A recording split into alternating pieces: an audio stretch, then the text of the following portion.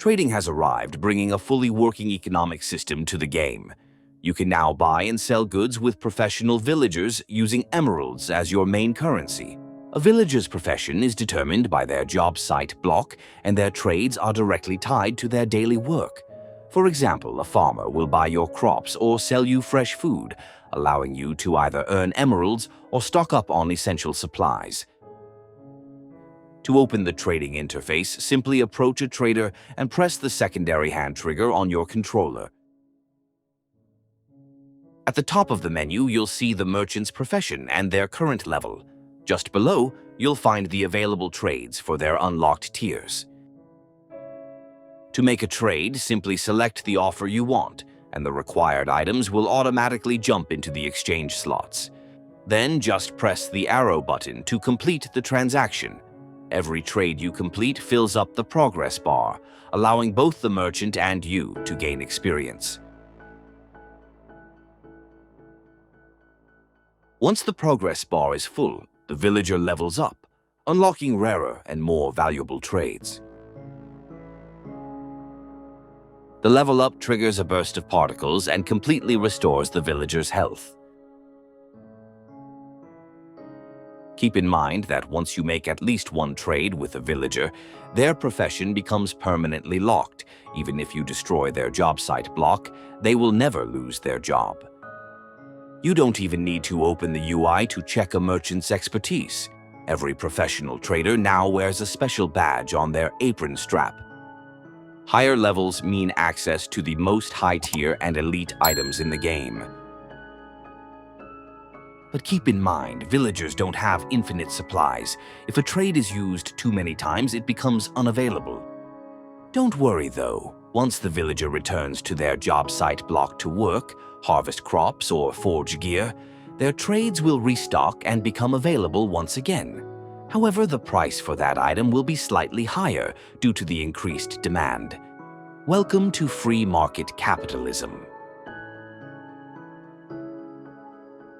Speaking of village life, you will now encounter some new independent mobs. Cats now spawn in villages and around swamp huts, featuring a wide variety of unique coat colors. If you explore a swamp hut, you'll find a rare all-black cat. Anatomically, cats are immune to standard fall damage, though jumping off a massive mountain peak is still not recommended. Additionally, they serve as your best defense against creepers. Even if a creeper is actively chasing you, it will immediately flee in terror if a cat is nearby. Although they spawn near villagers, these strays prefer to wander, frequently hunting rabbits and baby turtles. Strays are highly skittish and will run away if you move or walk too fast. To tame one, hold raw cod or salmon in your hand and stand still to let them approach. Once tamed, a visible collar will appear on the cat, which you can dye any color you like. Pointing at a tamed cat and pressing the secondary hand trigger on your controller will command it to sit. However, these mobs have a mind of their own. If left standing, they will independently jump on top of your chests, beds, and warm working furnaces. Keep in mind that if a cat sits on a chest, you won't be able to open it until you make the cat stand up and move.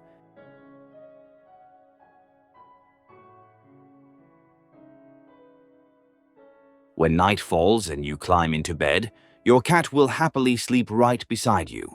When you wake up, there is a 70% chance your cat will bring you a morning gift from its nightly hunt. You might find a rabbit's foot, rabbit hide, string, feathers, raw chicken, or a nice, juicy piece of rotten flesh. Tamed cats will faithfully follow you, automatically teleporting to your position if the distance exceeds 12 blocks, unless they are commanded to sit or you are swimming in water. Finally, if your companion takes damage or if you want to expand your feline family with kittens, simply feed them raw cod or salmon.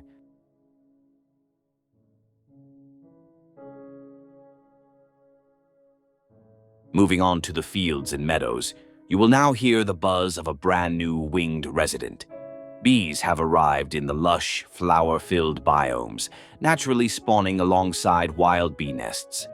Watch them closely. After buzzing around a flower, a bee will collect nectar, changing its texture with visible pollen markings and leaving a trail of drifting particles as it flies. As they fly back home at a height of 1 to 2 blocks over your crops, like wheat, potatoes, carrots, or melon stems, they will automatically pollinate them, speeding up growth just like bone meal. It's the perfect way to build a highly efficient, automated greenhouse. Bees live in colonies of up to 3 individuals, and while they start in wild nests, you can actually craft your own wooden beehives to start your own backyard honey farm. Bees can enter their home from any side but will always exit from the front.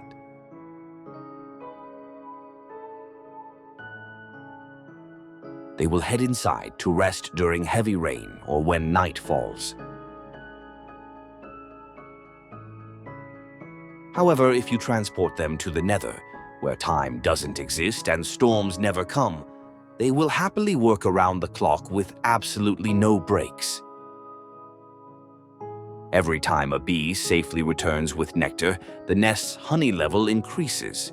Once it reaches the maximum level of 5, the block's texture changes, and you'll see golden honey particles dripping down to the floor. To harvest honeycombs, grab a pair of shears and press the trigger on your secondary hand controller.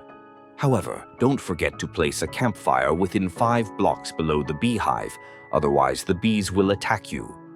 If you mine a nest or beehive using a tool with the Silk Touch enchantment, the bees will safely stay tucked away inside. While holding the block in your hands, the UI will conveniently display exactly how many bees and how much honey are trapped within.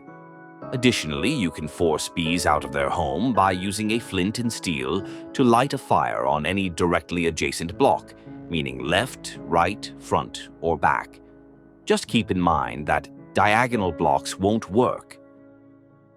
But fair warning, do not underestimate these fluffy insects.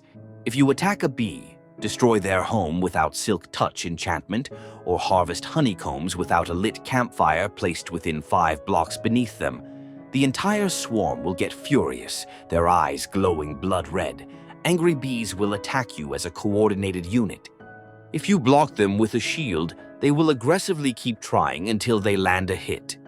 A successful sting inflicts a poison effect, but for the bee, it's a tragic one-time move. They lose their stinger and will sadly pass away about a minute later. If you'd rather keep things friendly and grow your swarm instead, just grab any flower and press on a bee with your secondary trigger. They will instantly enter love mode, ready to expand your blocky bee kingdom. Thanks for watching. We can't wait to see you dive into all the new features in this update.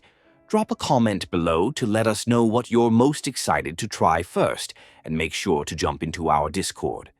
That's also where we share behind-the-scenes development progress and exclusive leaks of upcoming updates. The link is in the description. See you in the next blocky adventure.